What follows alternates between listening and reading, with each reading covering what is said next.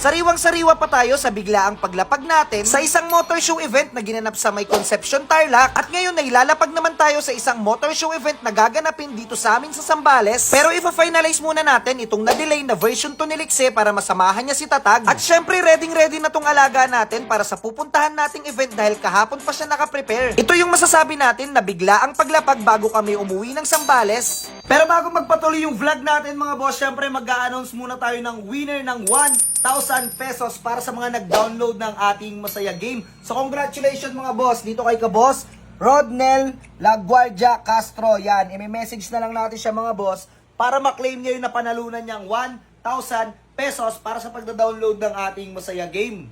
So napakadali lang sumali dito sa ating draw mga boss. I-download nyo lang yung Masaya Game na nandyan sa may comment section yung link. Mag-register kayo dito sa game na to mga boss, and then screenshot nyo, saka nyo ngayon mga boss i-comment dito sa baba. So napaka-solid na itong game na to mga boss kasi meron ka na kagad 5 free coins na pwede mong laruin dito at palaguin. Ngayon kung gusto nyo naman mag-cash in mga boss, bahala na kayo, pero libre lang yung draw natin. Basta i-download nyo lang, mag-register, good luck, para sa inyo yan, 1K.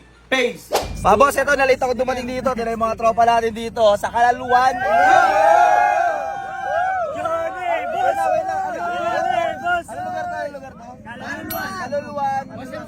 Concepcion, Tarlac, yan mga boss, yan. Pero okay lang kahit na na-late tayo dahil meron naman tayong naabutan na mga kabos natin dito. Hindi na ako umabot pero okay lang kahit paano nakaabot pa rin tayo. Nakaluluan, Concepcion, Hindi ko lang siya na-vlog pero kasama natin dito sila Boss Hana Page at iba pang mga tropa natin sa Hapon Works. Tapos bumiyahin na rin tayo kaagad from Concepcion Tarlac pauwi ng San Narciso, Zambales. Ito mga boss, kararating lang natin dito sa amin sa San Narciso, Zambales. Galing dun sa lapag natin na bigla ang lapag dyan kay Tatag. Tignan nyo yan, no, yacht po. Pati yan, sabog na sabog pa, oh. Ito mga to, wala to eh, oh. Ayan, oh.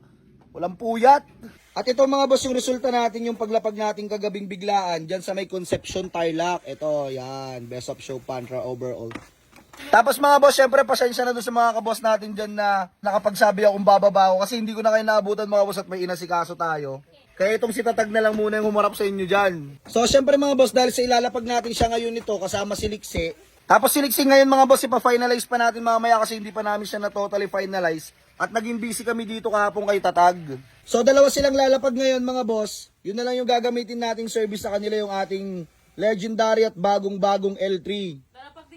Lalapag din yan? Anong kategory niyan? Padumihan. Ayun boy? Drag race. Drag race? Ikaw, anong kategory niyan? Padumihan. Padumihan? Magdamit ka, yung bilbil mo nakikita. Ang problema lang natin mga boss, dito sa L3 natin na to, ito magaling, nilobat niya yung battery. Binuksan niya yung switch, hindi niya pinatay. Ayan, oh. Pinatras-atras ko siya nga. Ano gagawin natin ngayon dyan? Kadyot. Kadyot. Oh, yan, tulak, malala. Kasalanan ni Batute. Oy, Batute, kasalanan mo yan. Uy, Batute, tawag ka oh.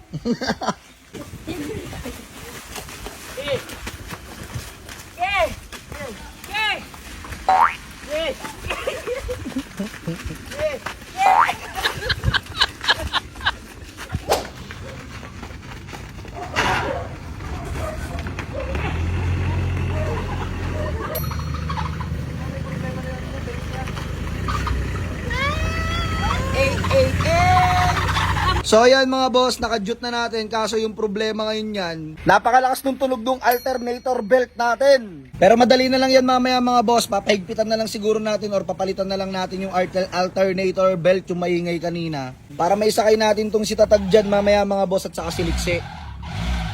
Ayan o, ang ingay o. So syempre mga boss, ito ipa-finalize na natin ngayon si Likse, sasalpak na natin yung mga kulang niya. Tulad nung shifter, tapos yung takip dito sa may sprocket, tapos yung tapaludot, saka yung iba pang kulang sa kanya. Saka yung Suzuki dito. Anong Suzuki? Eh, yung S. Meron pa dyan? Wala. Saka na yan mga boss, saka na natin ilagay ito. Meron tayo para dito yung emblem niya. Kaso, kapag ipina-repaint na natin siya, kasi paparepaint natin yung bagong bagong fairings. At syempre, ibababa muna natin itong si Tatag para malinisan natin siya bago natin siya isakay sa L3. At hindi mawawala dyan yung warm up natin sa kanya bago ang event.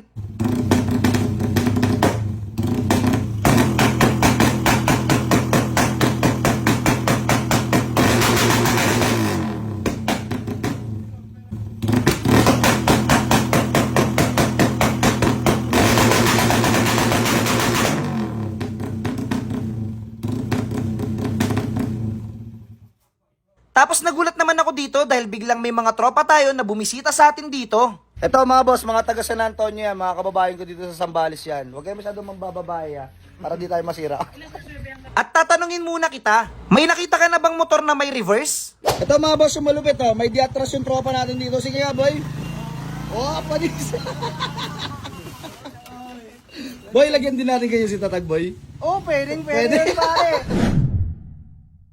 At dahil rush tayo mga boss, hindi na natin i-adjust yan. Hayaan mo na munang mataas yan.